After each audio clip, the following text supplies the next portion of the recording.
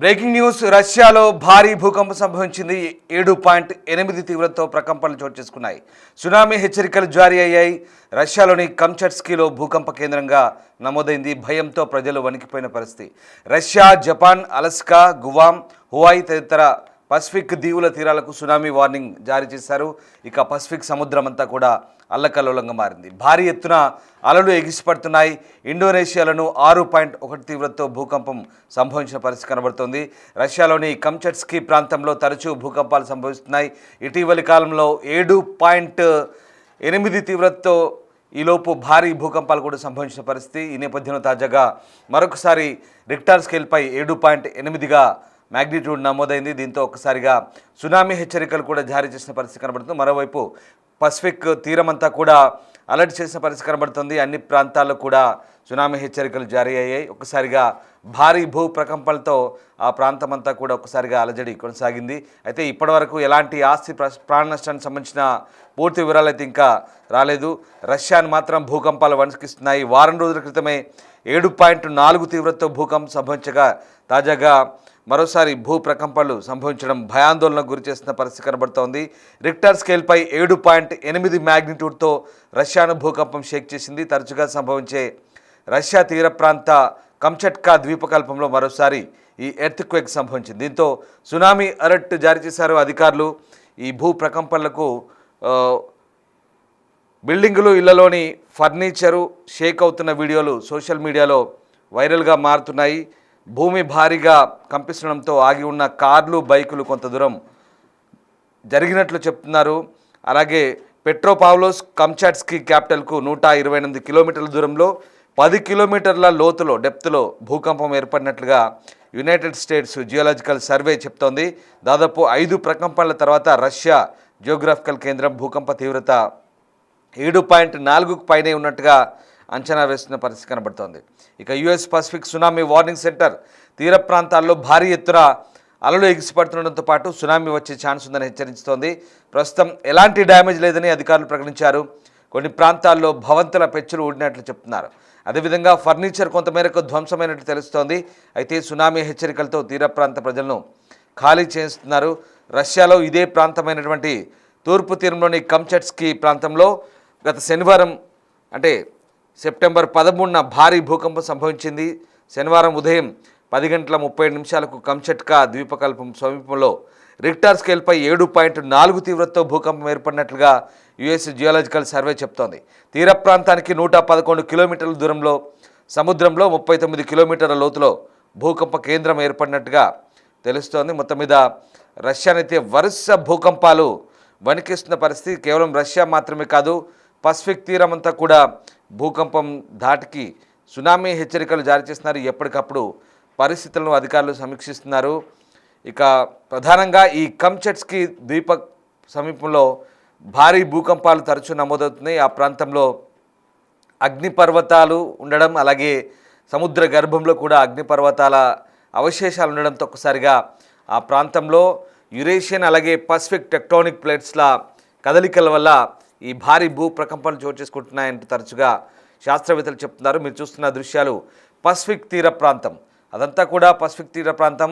అలాగే far east Russia అంటారు. Russian తూర్పు ప్రాంతంలోని కమ్చట్కా ద్వీపకల్పం అది. ఆ ప్రాంతం తరచుగా భూ ప్రకంపనలకు లోనవుతుంది. అలాగే ఇది రింగ్ ఆఫ్ ఫైర్ ప్రాంతంలో ఉంది కాబట్టి ఈ ప్రాంతంలో తరచూ భూ ప్రకంపనలు చోటు చేసుకుంటున్నాయి. ఇక ప్రస్తుతానికి భూకంపానికి సంబంధించిన అనేక వీడియోలు సోషల్ మీడియాలో వైరల్ అవుతున్న పరిస్థితి కనబడుతూ ఉంది. ఈ బలమైన భూ ప్రకంపనలు ప్రజలను భయభ్రాంతులకు గురి చేస్తున్నాయి. భూ ప్రకంపానికి సంబంధించినటువంటి అనేక వీడియోలు సోషల్ మీడియాలో వైరల్ అవుతున్నాయి. ఫర్నిచర్లు, కార్లు, అలాగే లైట్లు తీవ్రంగా వణుకుతున్నట్లు కనిపించింది. మీరు చూస్తున్న దృశ్యాలు భూ ప్రకంపనలకు పూర్తిగా అక్కడ ఎలాంటి ప్రకంపనలు చోటు చేసుకునే ఒకసారి మనం అర్థం చేసుకోవచ్చు. చూడండి ఒకసారి బైకులు, అలాగే ఆ ప్రాంతం అంతా కూడా అందులో ఉన్నటువంటి ఫర్నిచర్ అంతా కూడా వణుకుతుంది భూ ప్రకంపనలకు. అలాగే ఓ భారీ భవంతికి సంబంధించినటువంటి ప్రాంతంలో అక్కడ పూర్తిగా ఫర్నిచర్ అంతా కూడా కదులుతుంది భూ ప్రకంపనలకు. అలాగే ఆ ప్రాంతంలో ఉన్నటువంటి మిషనరీ అంతా కూడా ఏ రకంగా కదులుతుందో, భూ ప్రకంపనలకు ఆ భవంతి ఎలా కంపిస్తుందో ఒక్కసారి ఆ దృశ్యాలు చూడండి.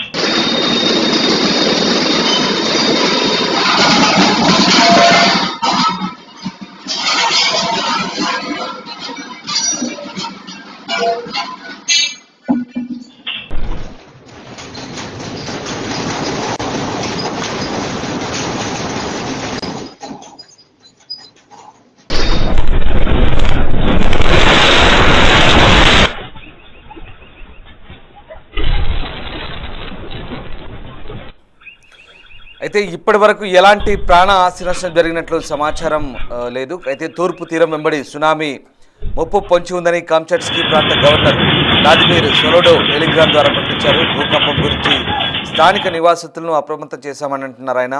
ముఖ్యంగా ప్రస్తుతానికి ఎటువంటి నష్టం జరిగినట్లయితే సమాచారం లేదు.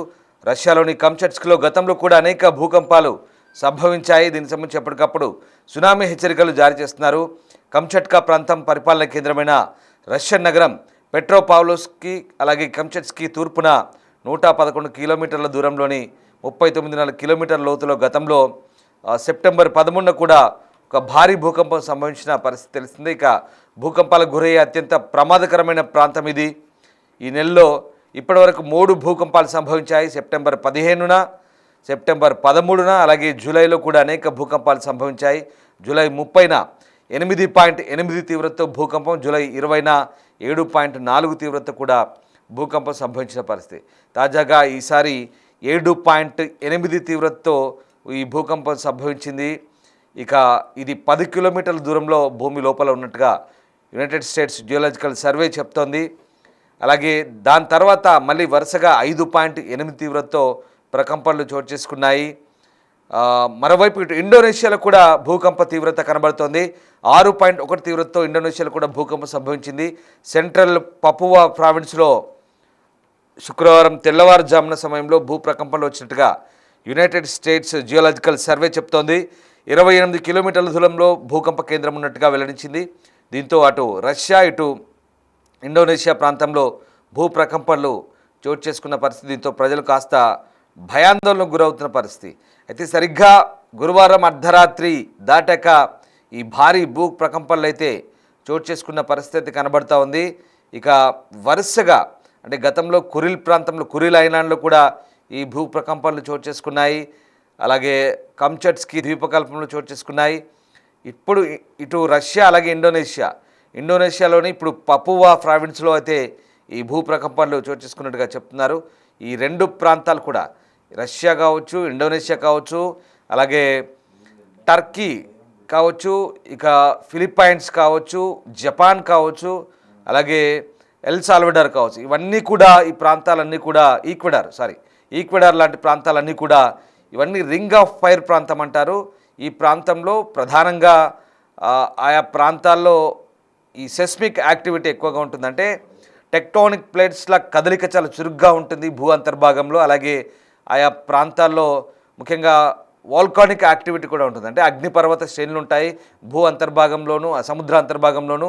అలాగే భూమి పైన ఉన్నటువంటి అగ్నిపర్వతాల కదలిక, అగ్నిపర్వతాలు బద్దలైనప్పుడు అలాగే ఈ భూ ప్రకంపనలు చోటు చేసుకుంటున్న సిచ్యువేషన్ అయితే ప్రస్తుతం మనకు కనబడుతూ ఉంది. సో రింగ్ ఆఫ్ ఫైర్ ప్రాంతంలోని ప్రస్తుతం ఈ కామ్చట్స్కి కూడా ఉన్న పరిస్థితి.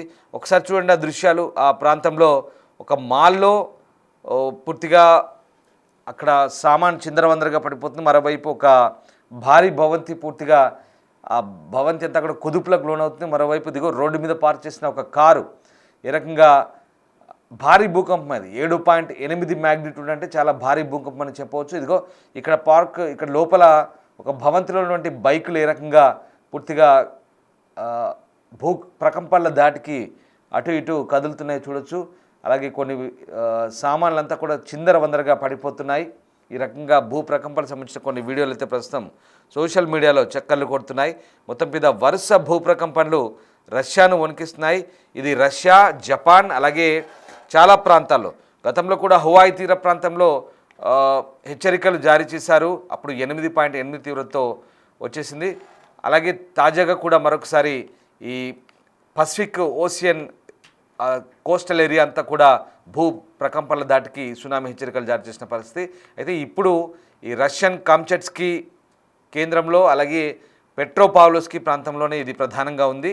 దీంతో రష్యా, అటు జపాన్, అలాస్కా అమెరికన్ స్టేట్ అంటారు, అలాగే గువామ్, హవాయ్ ఇది కూడా అమెరికన్ స్టేట్, అలాగే ఇతర పసిఫిక్ దీవుల తీరాలకైతే ప్రస్తుతానికి సునామీ వార్నింగ్ ఉంది. పసిఫిక్ సముద్రం అంతా కూడా అల్లకల్లోలంగా ఉంది. భారీ ఎత్తునైతే అలలు ఎగిసిపడుతున్నాయి.